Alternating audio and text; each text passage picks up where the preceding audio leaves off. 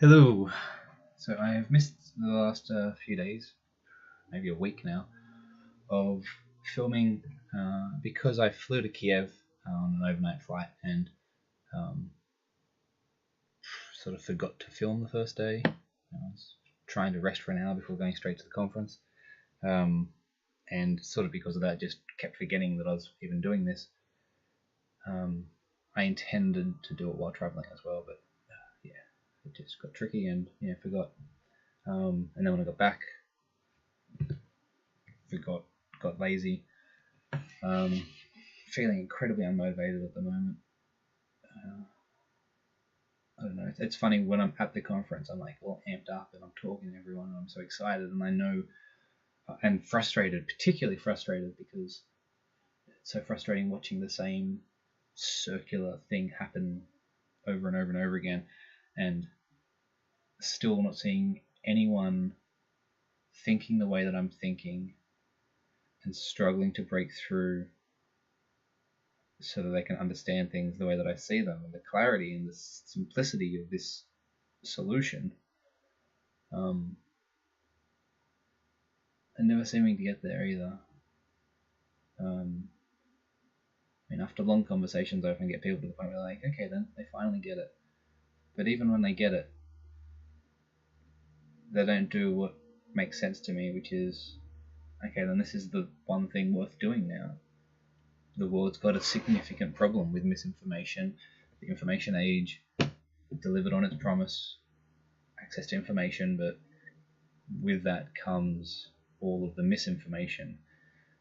And for all of the positive outcomes of the information age, access to knowledge and education and simplicity that comes with it, it's being counterbalanced by misinformation. It's yin and yang sort of thing happening there.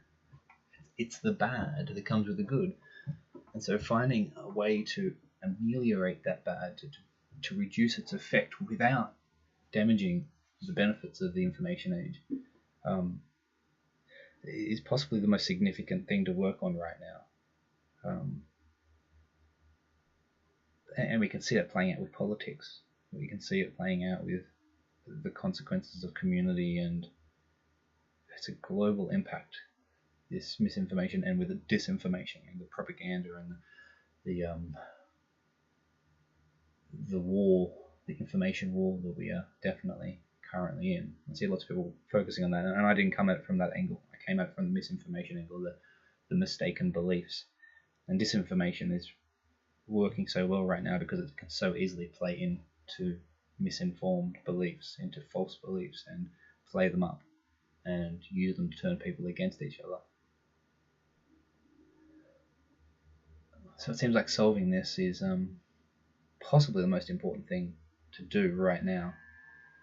And I have the solution. I've resisted saying that for so long because it's so, is it the hubris, the arrogance? It's so arrogant to think that you have the solution. And I'm all too aware of cognitive biases and limitations of our ability to think. And so I'm still hesitant. I must be right. I can't be right that I have the solution and no one else gets it. But until I can see at least some sort of basis for me being wrong, and even the slightest hint that anyone else has a solution that's even close to being viable. I mean, like, seriously, that's the biggest thing here. I don't have to be completely right, but show me that what I'm proposing isn't better than the status quo. It doesn't make things better. And there is a risk there, and I recognize that. There is a risk that this will increase uncertainty and doubt and confusion. And there are challenges of getting it to sort properly, but all those things, they're not insurmountable challenges, they're just difficult. And they're not that difficult compared to the scheme of things. So what I'm doing will make things better and will serve on so many levels. And everything else that I see, everything else that everyone else is working on, is heavily flawed. Heavily. maybe I'm just not being charitable enough with them and giving myself the, oh, it'll make something better, and what everyone else is doing will probably make things better. But the key difference is that they are band-aid solutions. They'll make things better by putting a band-aid over the giant chasm and holding it together for a little bit longer, in a little bit way, patching over. This gets to the core of it. This gets to the root problem and addresses it. It works on the level of the people. It influences human culture. It has the immediate superficial benefits of providing corrections and criticisms to things right in front of you so you can read it and go, oh, I hadn't thought of that. Obvious impact. But by the way it works, it has a long-term, subtle force that it applies to culture. And therein, that's the bit that's open to criticism. Maybe that subtle ongoing force to cultures could end up being negative, because that's the nature of the second order effects, the subtle ones, is you really don't know how they'll play out. I can't see how making, I keep talking about it as being skepticism and critical thinking present in everyday life, normalizing them as part of our experience of content collection, of accessing information. I can't see how that could make things worse. Nudging people and reminding people to be uncertain and to doubt. Yes, The Merchants of Doubt is a concept, is a book that expresses that concept of how disinformation campaigns work by making people uncertain about the science and whatever. But the thing is they work within that environment, within the environment of access to information in this loose, freewheeling, anyone can access anything, anywhere, anytime sort of space. And the beauty of the Socratic web approach is that every effort, sorry, my brain's just going biology, it's not just black and white. There's, for every action there is a resisting reaction. There is for every gene activation there is a gene suppression system, and that's all exactly what's happening here. So for all the merchants of doubt, the disinformation campaigners, they will push everyone to uncertainty and they will sow doubt into the system. The nature of the Socratic web is to resist that very action, because every time you see an article by those sorts of people, the disinformation articles and whatever, you get immediate access to a critique of it. And it's that critique, it is the nature of critiquing and challenging claims and position that that the value, it's therein that the value lies, because critiques are more than just, no, you're wrong and here's the other side. Critiques provide space for context. It provides space for people to do and say the things that need to be done and said. And as long as the system can get quality critiques to or near the top, then its job is done. Yes, in many regards it will create uncertainty, but uncertainty is necessary to progress. If you are certain of a belief, then you can't change your mind. You have to be uncertain before you can change your mind. It has to be a process to get there. And when people are intentionally abusing that uncertainty, then the criticisms of those articles, that content, the approach that's taken to sow discontent and uncertainty, can call it out and draw attention to the techniques and to the reasons why its approaches are invalid. The very nature of the Socratic web, as I envision it, is so biological in nature and so perfect for the meme ecosystem that it is operating in. We've got these runaway memes that are going out into the ecosystem and trashing the place and trying to take over it through destruction and through uncertainty. And there needs to be an immune system style response that resists. For every action there has to be a counterbalancing. It's an equilibrium system. And when there's pressure applied to an equilibrium, the equilibrium resists in the opposite direction. Not to say change can't happen, because it does, but there has to be opposing forces to stop it from going out too fast or too far or too much in any one direction. There has to be feedbacks. The system just simplifies it. It makes it so simple and so easy. It's so executable. That's the other thing that frustrates me about doing all this stuff is this is executable. It is simple. It's a database implemented with every piece of the technology has been done. Sorting algorithms, done. Database, done. Crowdsourcing, done. The only complication is having everyone know that it exists. The second we know that we have everyone know that it exists and that it's worth their time to submit, done. That's all it needs. And there's only one thing required for that to happen: Facebook or Google to go, okay then, let's do it.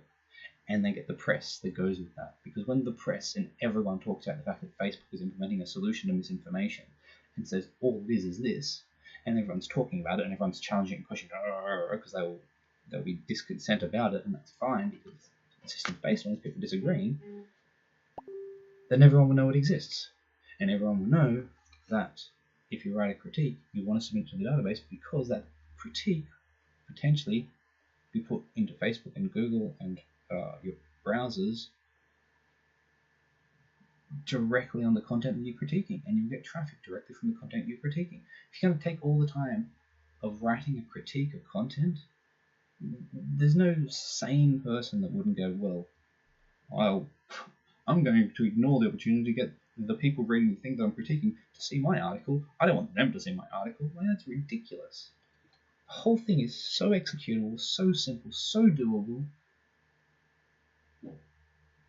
and it will work. And yet for some reason I can't.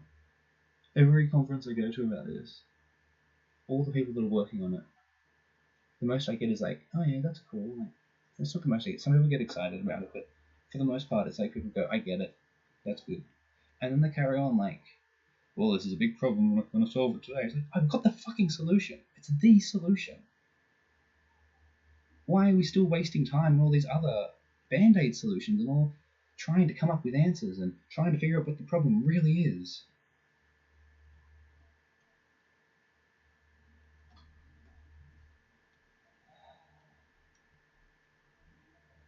But from here, it's up to me to just do it. I don't know what I need to do. Like I don't know what I need to do. I've got a roadmap. I've got a crowdfund, get branding, put together the website, because at least that gives me an organization and some basic credibility, so that I can then get the funding to hire the developer to develop the database, and then talk to Facebook and Google with some basis of like, look, we've got funding from a reputable organization that believes in this, and we've got staff and it's working. We've got to make it happen.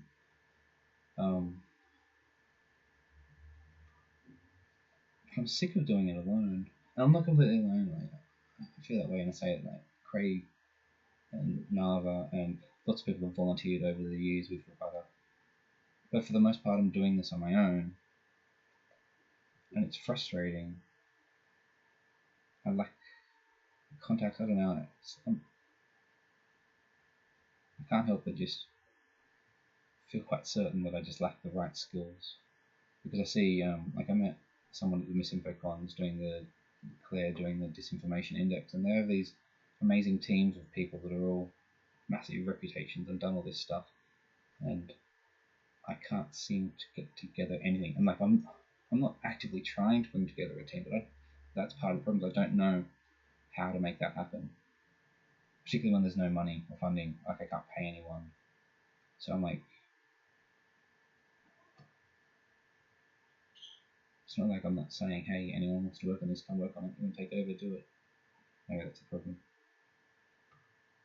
I don't know.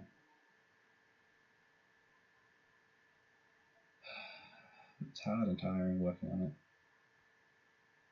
alone, with no money, facing rejection after rejection.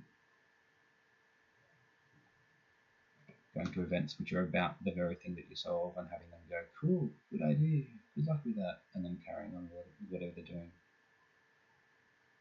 If I can't make the people that are focused on this issue not understand the significance of what I'm doing, then how do I make Facebook and Google recognize it and implement it? Now I'm just rambling. Feeling a little bit depressed, I think. Unmotivated, that's for sure.